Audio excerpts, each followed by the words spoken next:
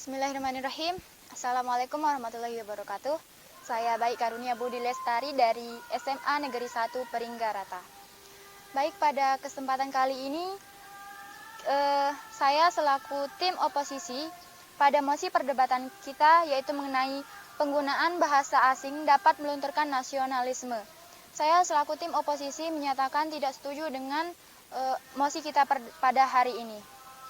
Di era globalisasi seperti sekarang, sering kita temukan bahwa sebagian besar, khususnya di kalangan remaja, tentu banyak menggunakan bahasa asing atau bahkan menggunakan bahasa campuran antara bahasa asing dengan bahasa Indonesia. Hal tersebut terjadi karena beberapa sumber. Pertama, karena lingkungannya. Kedua, karena media sosial atau dunia maya yang ditempuhnya dari dini.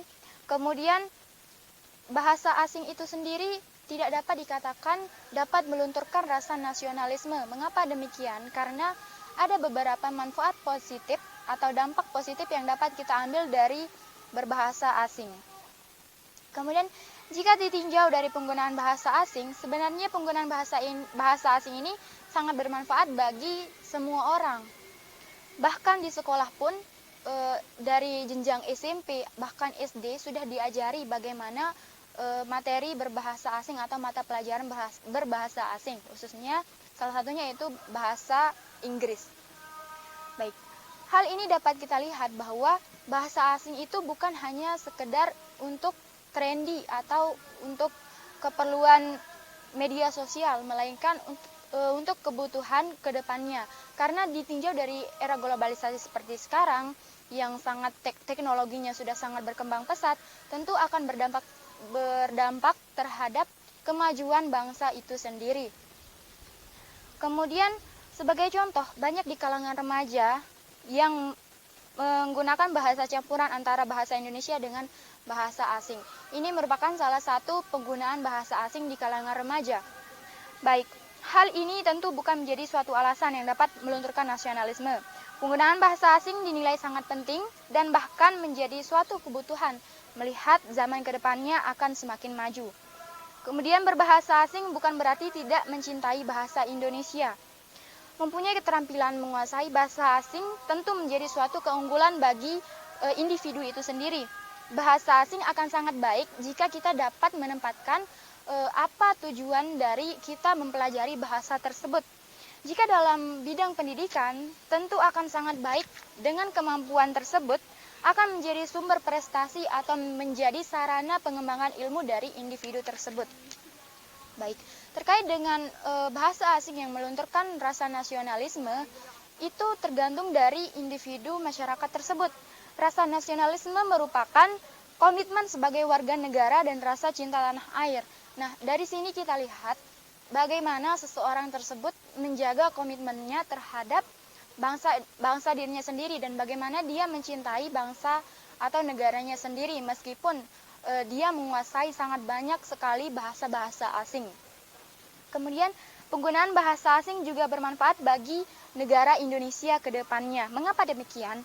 Seiring dengan perkembangan zaman, tentu kita sangat membutuhkan bahasa asing untuk dapat bekerja sama dengan bangsa-bangsa yang lain.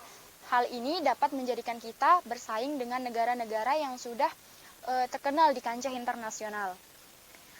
Terkait dengan berkurangnya rasa nasionalisme, hal tersebut tergantung bagaimana individu tersebut berkomitmen terhadap pendiriannya, terhadap rasa nasionalisme yang dimilikinya.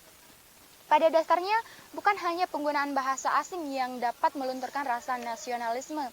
Ada dua faktor yang dapat melunturkan rasa nasionalisme, yaitu faktor eksternal dan faktor internal. Faktor internal ini terjadi ditimbulkan dari negara itu sendiri. Misalkan seseorang kecewa terhadap negaranya, entah dengan kebijakan pemerintah yang tidak disetujuinya atau memberatkannya. Hal tersebut merupakan salah satu faktor melunturnya rasa nasionalisme dalam faktor internal.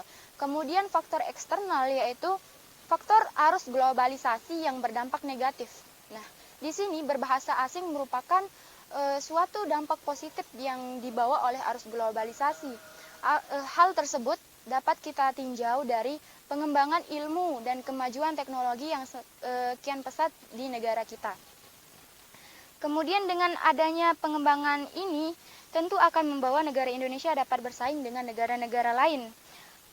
Nah, terkait dengan bagaimana seseorang tersebut dapat luntur rasa nasionalismenya, itu kembali kepada dirinya sendiri. Apakah ia mampu menempatkan nilai positif dan negatif dari bahasa asing itu sendiri. Misalkan dia menggunakan bahasa asing tersebut dalam dunia pengembangan ilmu atau menambah wawasannya, itu tentu sangat berpengaruh dan bermanfaat bagi dirinya sendiri. Akan tetapi apabila dia menggunakannya dalam hal yang negatif, entah itu seperti mempelajari bahasa asing hanya untuk trendy atau gengsi, itu tentu memang sangat berpengaruh terhadap individu tersebut. Sebagai contoh dapat kita lihat salah satu tokoh proklamator kita, yaitu Bapak Bung Karno. Beliau, kita tahu bahwa beliau pandai berbahasa asing, bahkan menguasai beberapa bahasa asing. Bukan hanya bahasa Indonesia, bukan hanya bahasa Inggris, akan tetapi bahasa Belanda. Beliau sangat pandai berbahasa asing. Namun tentu tidak perlu kita pertanyakan apakah rasa nasionalisme beliau luntur. Beliau sudah ditetapkan sebagai Bapak Proklamator. Tidak perlu kita pertanyakan bahwa rasa nasionalismenya luntur karena kemampuannya berbahasa asing. Justru kemampuan berbahasa asing Bung Karno sangat berpengaruh terhadap kemerdekaan Indonesia. Hal tersebut berpengaruh terhadap kemerdekaan bangsa Indonesia karena terbukanya wawasan, relasi terhadap bangsa-bangsa lain itu menjadikan Bung Karno sebagai Bapak Proklamator yang dapat menggagas proklamasi. Kemudian dengan kemampuan berbahasa asing tentu akan membuka wawasan kita untuk mengetahui ilmu dan perkembangan di seluruh dunia.